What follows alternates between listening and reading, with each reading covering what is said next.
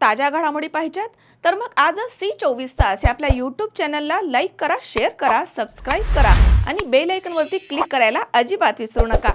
गेल्या 5 दिवसांपासून पांडुरंग माने हे नामांतरासाठी नगर परिषदेच्या दारामध्ये साखळी उपोषण करतात। नगर परिषद प्रशासन आचारसंहितेचा मुद्दा पुढे करत उपोषण स्थगित करण्याचा प्रयत्न करत आहे असे माध्यमांशी बोलताना उपोषणकर्त्यांनी म्हटलंय। तर यावेळी त्यांच्या समवेत हरिभक्तपरायण विधितज्ञ महारुद्र नागरगोजे तसेच माजी जामखेड ग्रामपंचायत सदस्य श्री रावसाहेब श्रीरामे, माजी संचालक जामखेड कृषी उत्पन्न बाजार समिती सागर सदाफुले तसेच सचिन काशीद, विकी पिंपळे आदी या ठिकाणी उपस्थित होते। दरम्यान उपोषणाचा आजचा 5वा दिवस आहे। पुण्यश्लोक अहिल्यादेवी होळकर जामखेड नगर परिषद जामखेड असे नामकरण व्हावे याकरिता आम्ही जामखेड तालुक्यातील अहिल्याभक्त उपोषणात बसलेलो आहोत।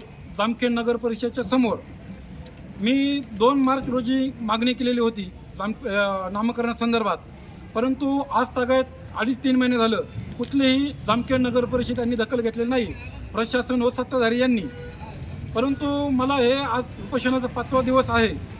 मला हे 4-5 दिवस झाले मला हे आचारसंहितेचं खोटांड पुढं आणतायत की व तुम्हाला आचारसंहितेच्या ह्याच्यात आम्हाला नामकरण संदर्भात आम्हाला डिसिजन घेता येणार नाही किंवा तुम्हाला लेखी देखील देता येणार नाही त्या संदर्भात। तर आम्ही त्या गोष्टीला मान्य आम्हाला की आम्ही 21 ते 31 मेपर्यंत उपोषणाला बसणार आहोत।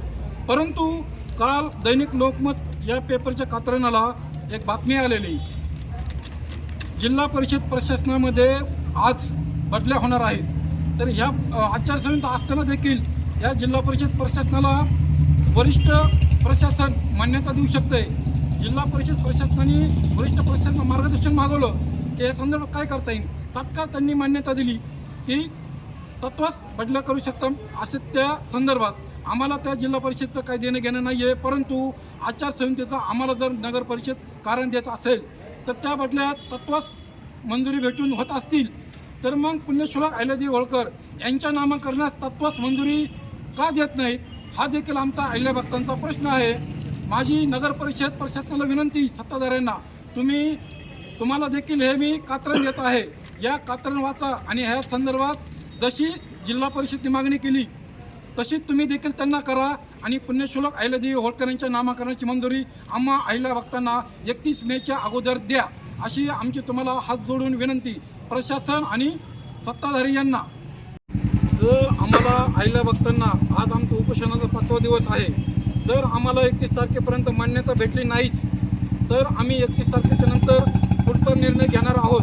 परंतु आम्हाला आशा आहे पुण्यश्लोक अहिल्यादेवी होळकर यांचे वंशज हे वरिष्ठ सभागृहाचे सभापती आहेत, ते एवढे 5 दिवस अहिल्याभक्त झालं बसण्यात उपोषणास, परंतु त्यांनी देखील या उपोषणाची दखल घेऊन लवकरात लवकर 31 मेच्या अगोदर नामकरणास मंजुरी द्यावे।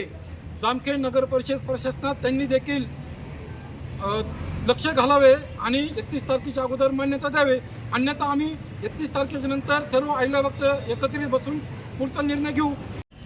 बरोबर आहे, मागील काही कार्यकाळामध्ये अहमदनगर जिल्ह्याचं नाव अहिल्यानगर करण्यात आलं, तो खूप मोठा आनंदाचा क्षण होताच।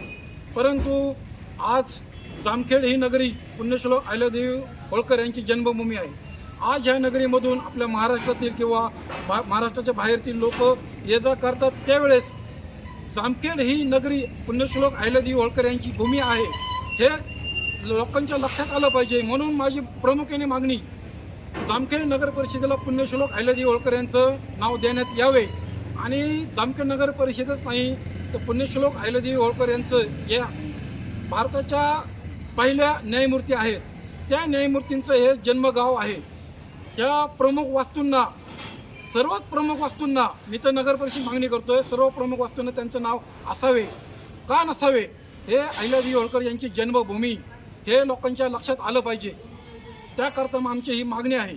अशोक वीर, C24 तास, जामखेड।